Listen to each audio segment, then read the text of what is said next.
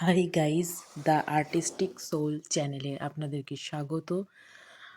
আজ আমরা বানাতে চলেছি মালপোয়া। তো আমাদের বাড়ির পিছনেই একটা উঠোন আছে। তো উঠোনে আমরা মাটির উনুন বানিয়েছি। তো সেই মাটির উনুনেই আমার শাশুড়ি মা পিঠে বানাচ্ছে। অ্যাকচুয়ালি আমরা গ্রামের ভাষায় এটাকে গন্না পিঠে বলা হয়। তো আমরা মালপোয়া বলি। কেউ কেউ গন্না পিঠে নামেও জানে। ওটা সেদ্ধ চাল বাটা, তারপরে গুড় দিয়ে, ময়দা দিয়ে, সুজি দিয়ে, জিরে দিয়ে, কিশমিশ দিয়ে ওটা ব্যাটারটাকে বানানো হয়। তারপর সেটা তেলে ভাজা হয়। তো এই যে দেখুন কি সুন্দর তেলে ভাজছে আমার শাশুড়ি মা। ওই যে আঁচ জ্বাল দিচ্ছে। আমাদের বড়, বড় মোটামুটি গাছপালাও আছে। তো তার জন্য কাঠ, পাতা এসবেরও খুব একটা অভাব হয় না। টুকটাক আ বেশ মানে বা কিছু শখের রান্না-বান্না বেশ এই উঠোনটার ধারেও উঠোনের ধারে ওই উঠোনটায় বসে মানে উঠোনের ধারেই অ্যাকচুয়ালি উনুনটা করা হয়েছে। তো উঠোনটার ধারে বসেও করা হয়। এই যে দেখো অনেক পিঠে হয়েছে। অ্যাকচুয়ালি সন্ধে হয়ে গেছে। তাই জন্য অন্ধকার হয়ে গেছে। ওই দেখো এক ঝুড়ি পিঠে হয়েছে। মানে গন্না পিঠে, মালপোয়া যাকে বলে। দেখতেই পাচ্ছ তোমরা। তো তোমাদের যদি এরকম রান্না দেখতে ভালো লাগে তাহলে কমেন্ট করবে। আমি আরও বিভিন্ন রকমের রান্না দেখাবো করে। এই দেখো কি সুন্দর এক ঝুড়ি মালপোয়া হয়েছে, গন্না পিঠে। দেখো আমার খুবই খেতে ভালো লাগে আর খেতেও খুব মিষ্টি হয়। এবারে হবে হচ্ছে বাঁধাকপির বড়া। অ্যাকচুয়ালি বাঁধাকপির বড়া এটা আমি যখন ব্যাটারটা বানানো হয়েছিল তখন আমি রেকর্ড করতে পারিনি, ছিলাম না তাই জন্য। তো এই বাঁধাকপির বড়াটা ১ম এ আ একটা বড় বাঁধাকপিকে মোটামুটি ঝিরি করে কেটে নেবে। তারপর প্রেসার কুকারে বাঁধাকপি দেবে। তার মধ্যে মটরশুঁটি দেবে। তার মধ্যে একটু হলুদ, একটু নুন আর একটু জল দিয়ে একটা সিটি মেরে নেবে। তাহলে বাঁধাকপিটা খুব সুন্দর সেদ্ধ হয়ে যাবে। ও তার মধ্যে ৬-৭ টা আলুও দিয়ে দেবে। সব সেদ্ধ হয়ে গেল।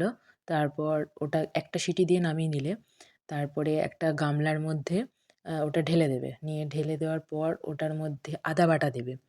একটু যারা ঝাল খেতে পছন্দ করো তারা লঙ্কা বাটা দেবে। নুন দেবে, চালের গুঁড়ি দেবে। দিয়ে ওটাকে বেশ ভালো করে সুন্দর করে মাখবে। আর একটু চিনিও দেবে যদি এক বেশ তাহলে কি মিশ্রণটা খুব সুন্দর হবে। নুনটা একটু দেখে নেবে চেখে যে ঠিকঠাক হয়েছে কিনা। আর ব্যাটারটা বেশ একটু থকথকে যেরকম মানে বড়ার ব্যাটার হয় সেরকম টাইপের বানাবে। তো এই দেখো ব্যাটারটা এরকম হয়েছে। এরপরে এটাকেও তেলে ছাঁকা হবে। এটা হচ্ছে বাঁধাকপির বড়া।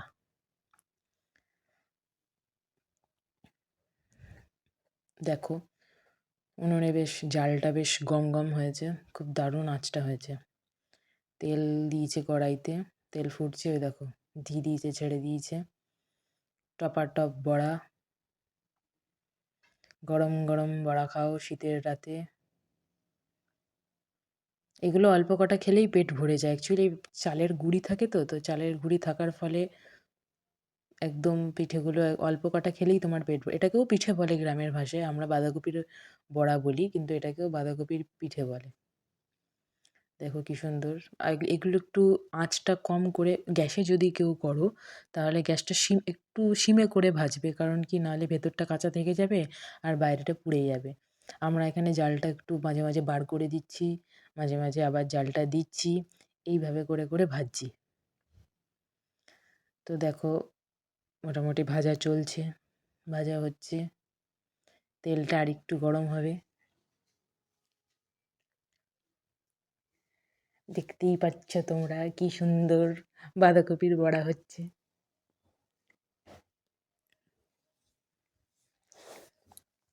আর আমাদের চ্যানেল ভালো লাগলে আমাদের চ্যানেলটিকে সাবস্ক্রাইব করে দিও, কমেন্ট করো।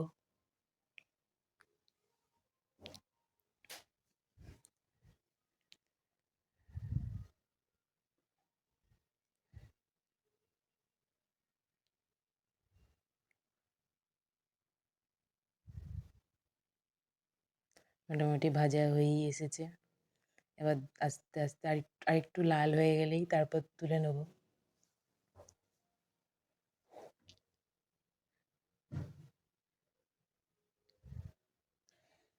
তোমরাও ঘরে বানিয়ে দেখো তোমাদের কেমন লাগলো, তারপরে আমাকে কমেন্ট করে জানিও যে বড়া কেমন, বাঁধাকপির বড়া কেমন খেতে লাগলো।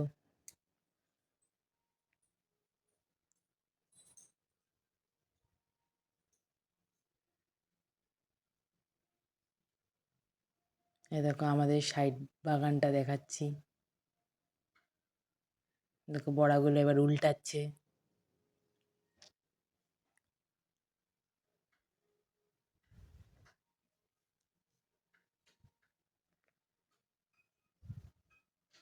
জালটা আঁচটা একটু কম বেশি করে দিতে হবে, কম করে দিতে হবে, নাহলে বড়াগুলো পুড়ে যাবে, ভেতরটা কাঁচা থেকে যাবে। তাই জন্য আঁচটা কম করে দেবে, তাহলে বড়াগুলো খুব সুন্দর ভাজা হবে।